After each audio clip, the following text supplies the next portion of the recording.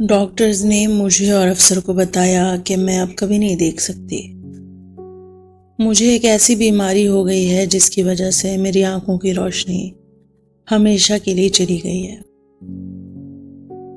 میں اور افسر یہ سن کر صدمے میں تھے۔ ہماری اتنی خوشحال زندگی ایک پل میں اندھیرے میں چلی گئی تھی۔ ہماری لو میرج ہوئی تھی۔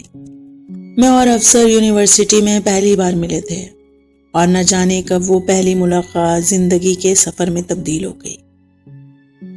میں اپنے ماں باپ کی اکلوتی بیٹی تھی۔ ماں میری بچپن میں ہی فوت ہو چکی تھی۔ میری پرورش بابا نے ہی کی تھی۔ میں نے اپنے بابا سے افسر کو ملایا، لیکن میرے بابا کو وہ اتنا مناسب نہیں لگا کیونکہ وہ بہت غریب فیملی سے بلانگ کرتا تھا۔ لیکن پھر بھی میرے بہت اصرار پر بابا مان گئے۔ میرے بابا مجھ سے بہت محبت کرتے تھے۔ انہوں نے کبھی میری بات نہیں ٹالی اور میں کبھی جذباتی فیصلے لیتی بھی نہیں تھی۔ انہیں میرے اوپر پورا بھروسہ تھا۔ ہماری کچھ سال بعد شادی ہو گئی، لیکن شادی کے کچھ دن بعد ہی والد فوت ہو گئے میرا ان کے علاوہ کوئی نہیں تھا اور ان کے وراثت کا بھی کوئی مالک نہیں تھا۔ جو تھا میرے والد نے سب میرے نام کر دیا تھا۔ ان میں فیکٹری، 2 بنگلہ، کچھ فلیٹس اور کچھ انویسٹمنٹس بھی تھے۔ لیکن مجھے اس سے کیا کرنا تھا؟ میرے بابا ہی میری دولت تھے۔ افسر نے مجھے اس وقت بڑا سہارا دیا۔ مجھے کبھی اکیلے ہونے کا احساس نہیں دیا۔ وہ مجھ سے بہت محبت کرتا تھا۔ لوگ ہمیں دیکھ کر آئیڈیل کپل کہتے تھے۔ افسر نے نوکری چھوڑ دی۔ نوکری چھوڑ کر فیکٹری جوائن کر لی، کیونکہ نوکروں پر انسان کب تک بھروسہ کر سکتا ہے۔ حالانکہ عبداللہ چاچا میرے والد کے بہت وفادار تھے۔ میرے بابا ان پہ بے انتہا بھروسہ کرتے تھے۔ میرے والد کے پہلے ملازم تھے جب انہوں نے کاروبار شروع کیا تھا۔ میں بھی عبداللہ چاچا کی بہت عزت کرتی تھی۔ وہ بھی مجھے اپنی اولاد جیسا سمجھتے تھے۔ سب کچھ ٹھیک چل رہا تھا کہ اچانک مجھے آئی کینسر ہو گیا اور میری آنکھوں سے روشنی کے ساتھ ساتھ ساری خوشیاں بھی چھن گئی۔ حالانکہ افسر نے مجھے کبھی احساس نہیں ہونے دیا کہ میرے اندر کوئی کمی ہے۔ وہ مجھے بے پناہ محبت کرتا تھا۔ میں نے ایک دن کہا، افسر، تم مجھے کتنی زیادہ محبت کرتے ہو۔ میں بہت خوش نصیب ہوں جو تمہارے جیسا شوہر پایا ہے۔ تمہاری جگہ کوئی اور ہوتا تو مجھے کب کا چھوڑ گیا ہوتا۔ یہ کہہ کر میں رونے لگی۔ افسر نے مجھے گلے سے لگا لیا، کہنے لگا، میں تمہیں مرتے دم تک نہیں چھوڑوں گا۔ اتنے میں ہی ڈور بیل بجی۔ ڈاکٹر مجھے ویکلی چیک اپ کے لیے آئے تھے۔ افسر نے مجھے ہر فیسلٹی گھر پر دی ہوئی تھی اور یہ ڈاکٹر بھی ہمارے فیملی ڈاکٹر تھے اور میرا بچپن کا دوست تھا ڈاکٹر اظہر۔ ڈاکٹر اظہر ہی میرا کیس دیکھ رہا تھا۔ میں گھر پہ تھوڑا بہت چلتی پھرتی تھی، قدموں کو گن گن کر۔ میڈ گھر کا کام کر کے رات چلی جاتی تھی تو پھر افسر ہی کو گھر کا سارا کام کرنا پڑتا تھا۔ مجھے بہت برا لگتا تھا، لیکن میں مجبور تھی، آنکھوں سے بھی اور حالات سے بھی۔ افسر نے میرے حالات کو دیکھتے ہوئے کہا، فرینہ، میں تمہارے لیے فل ٹائم کیئر ٹیکر کا انتظام کیا ہوا ہے۔ اب تمہیں پریشان ہونے کی کوئی ضرورت نہیں ہے اور اب مجھے بھی گھر میں آ کر صرف تمہیں پیار ہی کرنا ہوگا، باقی سارا کام کیئر ٹیکر ہی کر لے گی۔ فرینہ نے بھی حامی بھر دی اور خوشی سے افسر کو گلے لگا لیا۔ بولی، تمہیں میری کتنی فکر ہے۔ افسر نے مسکراتے ہوئے کہا، یہ تو میرا فرض ہے۔ اگلے دن ڈور بیل بجی تو میڈ نے دروازہ کھولا۔ کوئی لیڈی آئی ہیں باجی، کہہ رہی ہیں کہ افسر سر نے بھیجا ہے۔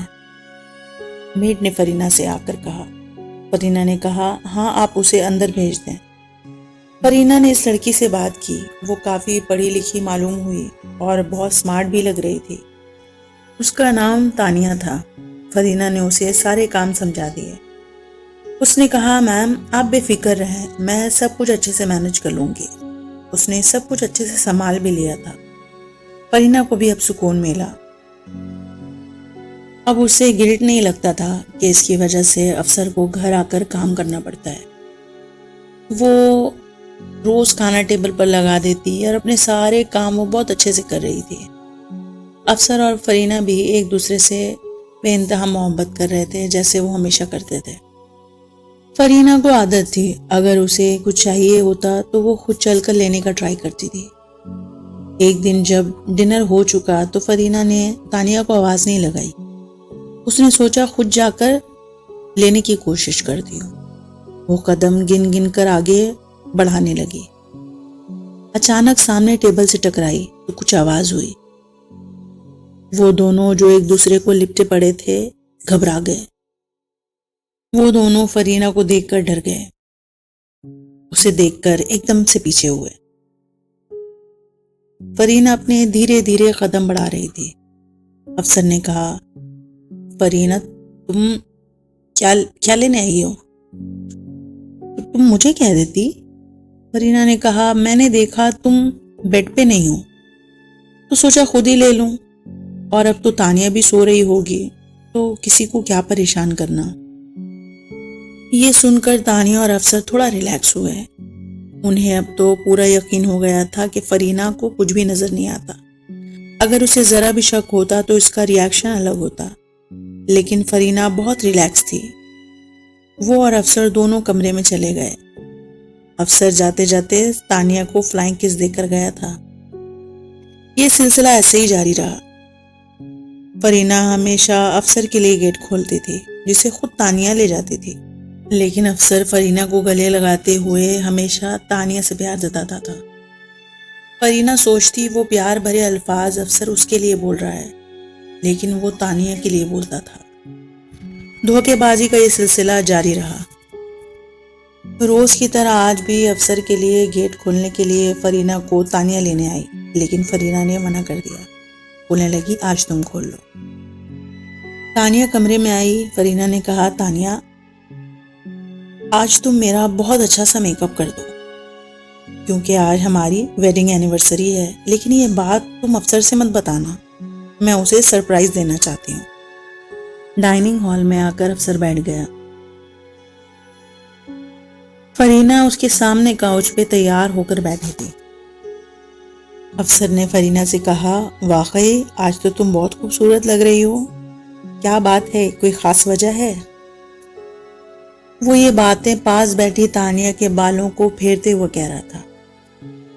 آج ہماری ویڈنگ اینیورسری ہے نا افسر، اس لیے میں تیار ہو گئی۔ اور شکریہ، ویسے آج بلو شرٹ میں تم بھی بہت اچھے لگ رہے ہو۔ یہ سن کر ان دونوں کے چہروں کے تاثرات بدلے۔ ثانیہ اور افسر ایک دوسرے کو جھٹکتے ہوئے پیچھے ہٹے۔ افسر نے کہا، کیا بلو شرٹ؟ مگر تمہیں کس نے بتایا میں نے بلو شرٹ پہنی ہے؟ فرینہ نے اپنا انداز بدلا اور افسر کی آنکھوں میں آنکھیں ڈال کر بولی، میں دیکھ رہی ہوں، میں دیکھ سکتی ہوں۔ تمہیں کیا لگا مسٹر افسر، تم مجھے بیوقوف بناتے رہو گے اور میں بنتی رہوں گی؟ اور کیا پتہ بنتی ہی رہ جاتی اگر عبداللہ چاچا نے تمہاری سچائی نہیں بتائی ہوتی کہ تم کس طرح میرے نام کے شیئرز اپنے نام پر کر رہے ہو، اور تمہارا ارادہ میں سمجھ نہیں پائی تھی۔ مجھے پھر بھی تم پر یقین تھا، لیکن میں اس دن کے بعد تم پر نظر رکھنے لگی، اور میں نے ایک دن خود اپنے کانوں سے سن لیا کہ تم کسی کو کہہ رہے تھے اپنے فون پہ کہ فرینہ کو جان سے مارنا ہے، معاملہ ایکسیڈنٹل ہونا چاہیے تاکہ میرے پر شک نہ آئے، بس کسی صورت اسے مار دو۔ میں تو تمہیں اسی دن دھکے مار کر اس گھر سے نکال سکتی تھی، لیکن مجھے جاننا تھا یہ سب جو تم کر رہے ہو تو تمہارا مقصد کیا ہے۔ یہ جاننے کے لیے مجھے اندھا بننے کا ناٹک کرنا پڑا۔ میرے دوست ڈاکٹر اظہر نے بھی میری یہ بات سن کر میرا ساتھ دیا، اور جب یہ تانیہ آئی تو سمجھ گئی کہ تمہارا مقصد فقط چوری اور فریب نہیں بلکہ بے وفائی بھی ہے۔ یہ ڈیورس کے کاغذات ہیں، اس نے سامنے ٹیبل کی طرف اشارہ کرتے ہوئے کہا، اسے اٹھاؤ اور دفع ہو جاؤ، تم دونوں ابھی کے ابھی میرے گھر سے نکل جاؤ۔ ناظرین، آپ کو یہ سٹوری کیسی لگی؟ اس کا ٹائٹل ہے اندھا پیار۔ اگر آپ کو میری سٹوریز پسند آ رہی ہیں تو پلیز لائک کریں، کمنٹ کریں، شیئر کریں اور سبسکرائب بھی کریں۔